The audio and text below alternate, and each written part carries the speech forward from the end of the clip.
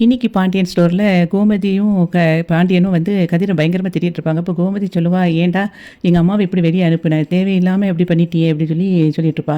"நான் எவ்வளோ ஆசையா எங்க அம்மா கூட இருக்கணும்னு நான் நெனச்சேன். ஆனா எங்க அம்மாவ வந்து இப்படி நீ அனுப்பிட்டியே!" அப்படின்னு திட்டிட்டு இருப்பா. "ஏன்டா பண்ணுன?" அப்படின்னு சொல்லும்போது அமைதியாவே இருப்பான் கதிரு. அதுக்கப்புறம் சொல்லுவா, "நான் வந்து எங்க அம்மாவ வந்து எங்க அண்ணமாருங்க தான் எப்படியாவது கூட்டிட்டு போயிருவாங்க. என் கூட ரொம்ப நாளைக்கு இருப்பாங்களாங்கிறது கூட சந்தேகத்துல தான் இருந்தேன்.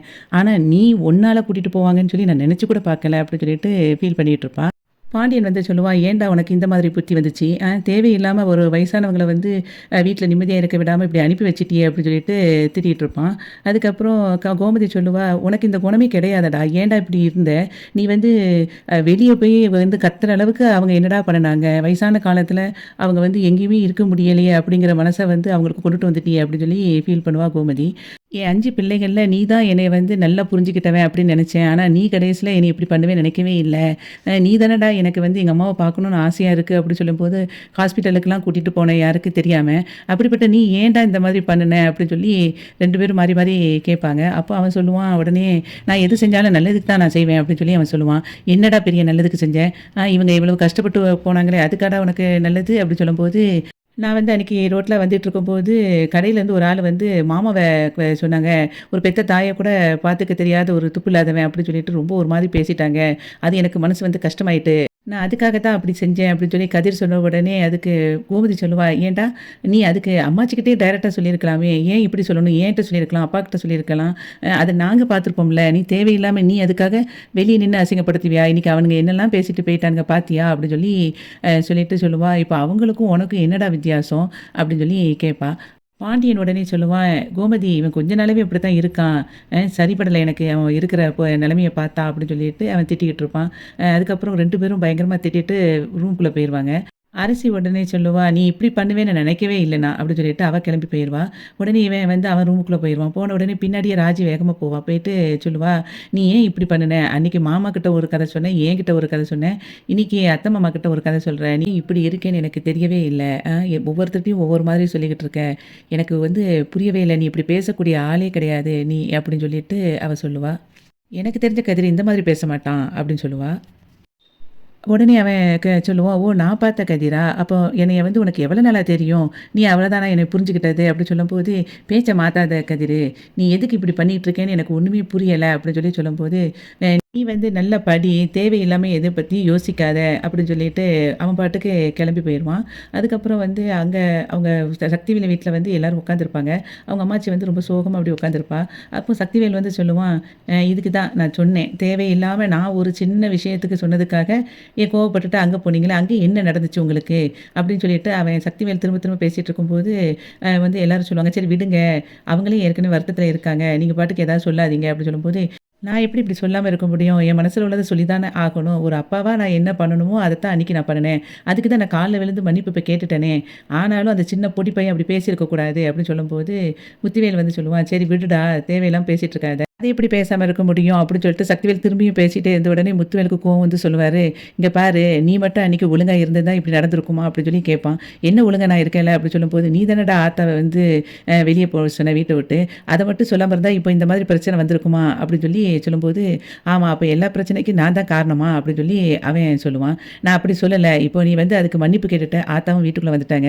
இனிமே நீ தேவையில்லாம எதுவும் பேசாத." அப்படின்னு சொல்லிட்டு, ஆத்தா நீ வீட்டுக்குள்ள போ." அப்படின்னு சொல்லி சொன்ன உடனே, அவங்க அம்மாவ வந்து குமாரோட அம்மா வீட்டுக்குள்ள ரூம்குள்ள கூட்டிட்டு போயிருவா. அதுக்கப்புறம் போன பிறகு சக்திவேல் சொல்லுவான், "பாத்தீங்களா அண்ணி, அண்ணனுக்கு அவங்க இது கதிர சொன்ன உடனே என்ன கோவம் வருது? மருமகன் இல்ல." அப்படின்னு சொல்லும்போது, தம்பி நீங்க தேவையில்லாம பேசிட்டு இருக்காங்க. உங்க அண்ணன் வந்து சொன்னது கரெக்ட் தானே. நீங்க மட்டும் அன்னைக்கு ஒழுங்கா இருந்திருந்தா இந்த மாரி பிரச்சனை வந்திருக்காதுல்ல. அவரு எப்பவும் எல்லார்ட்டயும் ஒரே மாரி தான் பேசிட்டு இருக்காரு. மருமகன் அப்படிங்கிறதுனாலலாம் கிடையாது. நீங்க கொஞ்சம் வார்த்தைய பார்த்து பேசுங்க." அப்படின்னு சொல்லிட்டு அவ பாட்டுக்கு போயிருவா. அதுக்கப்புறம் குமாருகிட்ட வந்து அவன் சொல்லுவான் சக்திவேலு, "பாத்தியாடா என்னென்னலாம் பேசிக்கிட்டு போறாங்கன்னு. இவங்க எல்லாம் வந்து பேசுறதே சரியில்ல. நம்ம கொஞ்சம் உஷாரா இருக்கணும். ஃபர்ஸ்ட்டு வந்து ராஜ் வீட்டுக்குள்ள வந்தா. இப்போ அடுத்தது கதிரு. இப்படியே ஒவ்வொருத்தரா வீட்டுக்குள்ள வந்தாங்கன்னு நெனச்சுக்கோ. அதுக்கப்புறம் நம்ம எல்லாரும் 3 பேரும் வீட்ட விட்டு வெளிய தான் போகணும். நம்ம வந்து ஒழுங்கா இருந்துக்கிடணும்." அப்படின்னு சொல்லும்போது, இவன் சொல்லுவான், "குமாரு, நானும் பார்த்துக்கிட்டே தான்ப்பா இருக்கேன். எனக்கு எல்லாம் தெரியுது." அப்படின்னு சொல்லும்போது, "இனிமே நம்ம வந்து உஷாரா இருக்கணும்டா." அப்படின்னு சொல்லிட்டு சக்திவேல் சொல்லிக்கிட்டு இருப்பான். பாண்டியன் வந்து கணக்கு பார்த்துட்ருப்பான். அப்போ கோமதி அங்கேருந்து வருவா. "என்னங்க உங்களுக்கு இன்னும் அந்த கணக்கு பார்த்து முடியலையா?" அப்படி சொல்லும்போது, "ஆமா கொஞ்சம் பார்த்துக்கிட்டு இருக்கேன்" அப்படின்னு சொல்லிட்டுருப்பான். அதுக்கப்புறம் 2 பேரும் அப்படியே பேசிட்டு இருக்கும்போது, "என் மனசே கஷ்டமா இருக்குங்க" அப்படின்னு அவ சொல்லிட்டுருப்பா. "எதுக்கு இப்ப இப்படி யோசிக்கிறேன்னு" கேட்பான். உடனே, "இல்ல அம்மாவ நினைச்சு தான் கஷ்டமா இருக்கு. மணி 10 ஆகுது.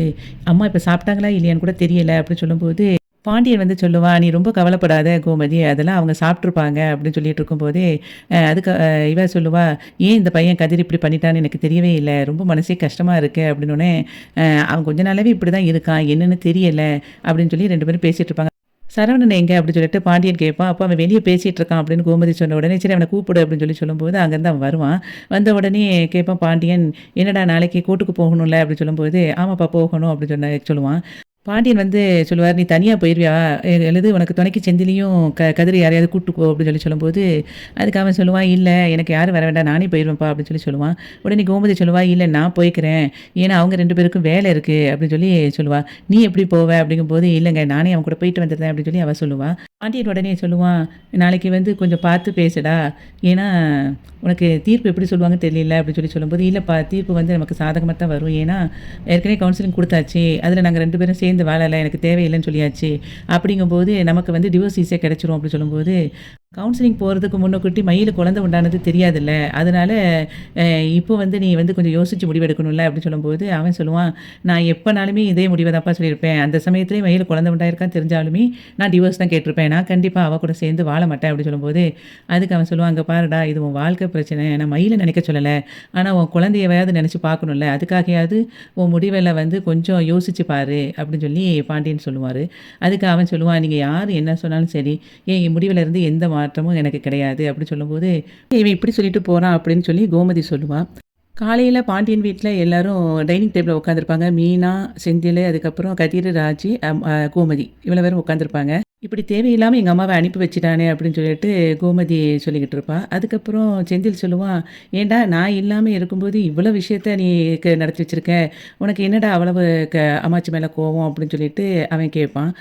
செந்திலு. அப்போ வந்து கதிர் சொல்லுவான், "நான் எல்லாம் நன்மைக்கு தான் செஞ்சேன்" அப்படின்னு சொல்லும்போது, "என்னடா நன்மைக்கு செஞ்சேன்னு சொல்ற? எங்க அம்மா இங்க இருக்கும்போது நல்லா சந்தோஷமா தானே இருந்தாங்க" அப்படின்னு சொல்லிட்டு இருக்கும்போது, செந்தில் சொல்லுவான், நீ வந்து அவர என்னமோ சொல்லிட்டு போறாங்கன்ட்டு நீ விட்டுருக்க வேண்டியதானடா. நீ அவர ஏதோ சொன்னாங்கங்கிறதுக்காக அம்மாச்சி இப்படி அனுப்பியிருக்க தேவையில்ல" அப்படின்னு சொல்லும்போது, மீனா சொல்லுவா, மாமனார் மேல அவ்வளோ பாசம். என்னடா கதிரு" அப்படின்னு சொல்லி கேட்டுட்ருப்பா மீனா.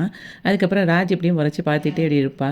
அதுக்கப்புறம் இவன் சொல்லுவான் செந்திலு, "அம்மா அண்ணன் எங்க?" அப்படிங்கும்போது, "அவன் குளிச்சுட்டு இருக்கான்" அப்படின்னு சொல்லுவா. "சரி அண்ணன் என்ன முடிவு பண்ணியிருக்கான்?" அப்படின்னு சொல்லி கேட்பான் செந்திலு. அவன் அதே மாதிரி தான் இருக்கான். ஆனா கொஞ்சமாவது யோசிக்கலாம் அவன். எனக்கு இவன் மயில் மேல பயங்கர கோவமா தான் இருக்கு. எனக்கு அந்த கோவம் வந்து குறையல அவ மேல. அவ பண்ண தப்பெல்லாம் நினைச்சு. ஆனா இப்ப அப்படி இருக்க முடியாதுல்ல. அவ வயித்துலயும் ஒரு குழந்தை வளருதுல்ல. அந்த குழந்தைக்காகயாவது நம்ம பார்க்கணும் அப்படின்னு சொல்லி அவ ஃபீல் பண்ணிட்டு இருப்பா. அப்ப செந்தில் சொல்லுவான், "அதுக்காக அவங்க கூட அவங்க அண்ணன சேர்ந்து வாழ சொல்றியாம்மா?" அப்படின்னு சொல்லி கேட்பான். "இல்லடா அப்படி நான் சொல்லல. ஆனா இப்போ எந்த முடிவும் எடுக்க வேண்டாம் அவன் அப்படின்னு சொல்லி நான் நினைக்கிறேன். ஒரு குழந்தை வந்து வெளிய வரும்போது அம்மாவும், அப்பாவும் இல்ல. இப்படி தனித்தனியா பிரிஞ்சிருக்காங்கன்னு சொன்னா, அது நல்லா இருக்குமா? அந்த குழந்தை பிறந்த பிறகு ஒரு முடிவு எடுத்துக்கிடலாமே அப்படின்னு சொல்லி நான் நினைக்கிறேன்" அப்படின்னு சொல்லும்போது, செந்தில் வந்து சொல்லுவான், "அதெல்லாம் தேவையில்லம்மா. அண்ணன் என்ன நினைக்குதோ அதுவே அது இப்போவே முடிவெடுக்கட்டும்" அப்படின்னு சொல்லிட்டு, "அவன் கண்டிப்பா டிவோர்ஸ் குடுத்துருவான். வேண்டான்னு தான் சொல்லுவான் அவங்கள" அப்படின்னு சொல்லுவான்.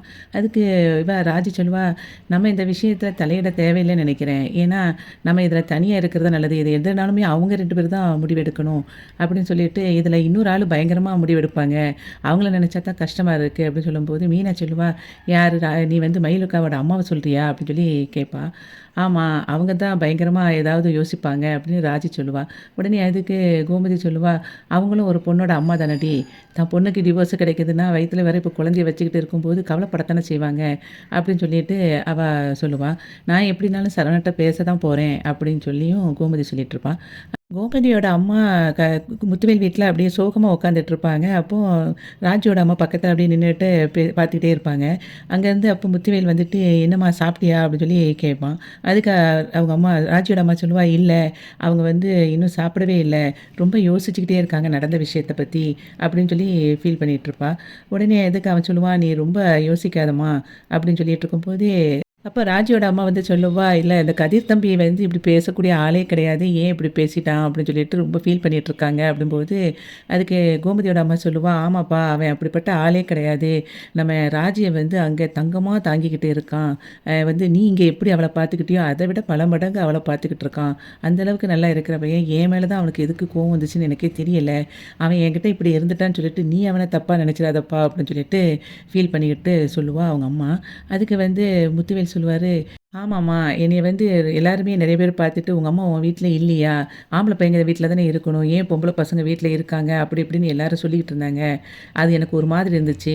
அதனால தான் வந்து அவன்கிட்ட நான் சொன்னேன். எனக்கு அம்மாவ வந்து எங்க வீட்லயே விட்டுரு அப்படின்னு சொல்லி, அப்படின்னு சொல்லும்போது, அதுக்கு அவ சொல்லுவா, "ஏன்பா, அது நீ எங்ககிட்டயும் சொல்லியிருக்கலாம்ல. இப்போ அவன தப்பா நினைக்கிற அளவுக்கு அவன் இப்படி பண்ணிட்டான்ல." அப்படின்னு சொல்லி சொல்லும்போது, "எனக்கும் நீங்க என் கூடயே இருக்கணும்னு ஆசைப்பட்டேம்மா" அப்படின்னு சொல்லி அவன் ஃபீல் பண்ணுவான். "அது தெரியுதுப்பா. நீ அப்ப என்னைய கூப்பிட்டுருந்துருக்கலாம் நீயே வந்து" அப்படி சொல்லும்போது, "அது நான் தான் அன்னைக்கே உன்ன கூப்பிட்டேன்ல. நீ வந்தியா? வரலைல்ல. அப்ப திரும்பியும் ஏதாவது காரணம் சொல்லி வரமாட்டேன்னு நெனச்சு தான் அவன் இந்த மாதிரி பண்ணியிருக்கான் கதிரு."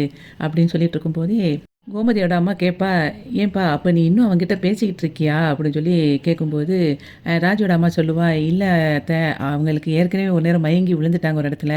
அப்ப கதிர் தான் பத்திரமா கூட்டிட்டு வந்து விட்டுருக்கான்." அப்படின்னு சொல்லும்போது, "என்னப்பா ஆச்சு? உன் உடம்புக்கு எதுவும் ஆயிட்டா?" அப்படி இப்படின்னு கேட்கும்போது, "அதெல்லாம் ஒண்ணும் இல்லம்மா. இப்ப நான் நல்லா தான் இருக்கேன். எனக்கு இப்போ ஒண்ணும் பிரச்சனை இல்ல." அப்படின்னு சொல்லிட்டு முத்துவேல் சொல்லுவாரு. அதுக்கப்புறம் வடிவு சொல்லுவா, "ஏற்கனவே உங்க பையன கொண்டு விட்டுட்டு வந்ததுனால அன்னைக்கு பயங்கர கோவப்பட்டு சக்திவேல் தம்பி சண்டை போட்டுட்டாங்க. இப்பவும் வந்து உங்க பையன் கதிர்கிட்ட பேசி தான் நீங்க இங்க வந்திருக்கீங்கன்னு தெரிஞ்சுன்னா, அத விட அவ்வளதான் பயங்கர சண்டை போட ஆரம்பிச்சுருவாரு." அப்படின்னு சொல்லும்போது, கோமதியோட அம்மா சொல்லுவா, "ஏன் இப்படி இருக்கான் சக்திவேலு?"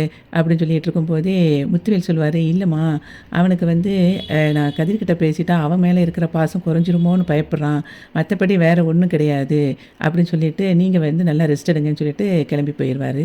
அதுக்கப்புறம் கோமதியோட அம்மா வந்து ராஜுவோட அம்மா வடிவிட்ட கேட்பா, "ஏம்மா, இவன் ஆளே ஒரு மாதிரி இருக்கானே, முத்துவேலுக்கு எதுவும் உடம்புக்கு முடியலையா?" அப்படின்னு சொல்லி கேட்பா.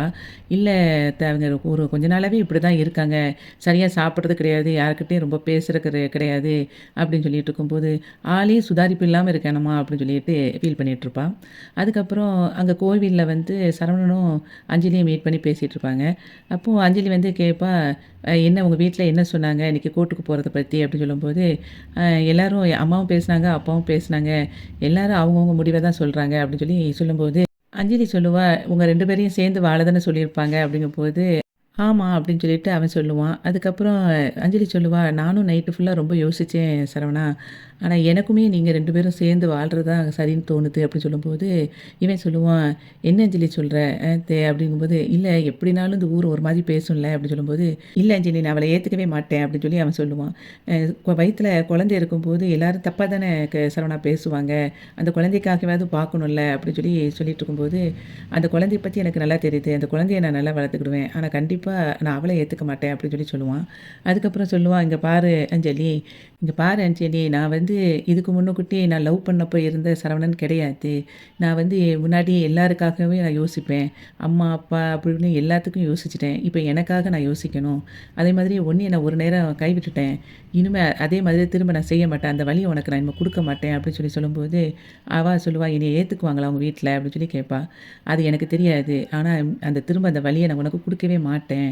அப்படின்னு அவன் சொல்லுவான். சொல்லிட்டு அதுக்கப்புறம் சொல்லுவான், "நீயே வந்து என்னை வேண்டாம் இப்போ அப்படின்னு சொல்லி சொன்னாலும், நான் வந்து மயில வந்து கண்டிப்பா நான் ஏத்துக்க மாட்டேன். நான் தனியா கூட காலம் ஃபுல்லா இருந்துக்கிடுவேன்." அப்படின்னு சொல்லும்போது, அவ சொல்லுவா, "நீ இப்படி சொல்ற, ஆனா இந்த ஊர் என்ன தப்பா தானே பேசும்." அப்படின்னு சொல்லி அவ சொல்லிக்கிட்டு இருப்பா அஞ்சலி. அதுக்கு அவன் சொல்லுவான், அத பத்திலாம் நான் கவலைப்படல. ஆனா நான் அவள ஏத்துக்கவே மாட்டேன். என்ன ஆனாலும் மயில நான் ஏத்துக்கவே மாட்டேன். இந்த கோயில்ல வச்சு உனக்கு சொல்றேன். கண்டிப்பா நான் வந்து இந்த கேஸ்ல வந்து ஒரு நல்ல முடிவ எடுத்துட்டு, உன்ன நான் கண்டிப்பா கல்யாணம் கட்டுவேன்." அப்படின்னு சொல்லி சொல்ற மாதிரி இன்னைக்கு பாண்டியன் ஸ்டோர் வந்து முடிஞ்சது. வீடியோவுக்கு ஒரு லைக் கொடுத்து சேனலை சப்ஸ்கிரைப் பண்ணுங்கள். நன்றி.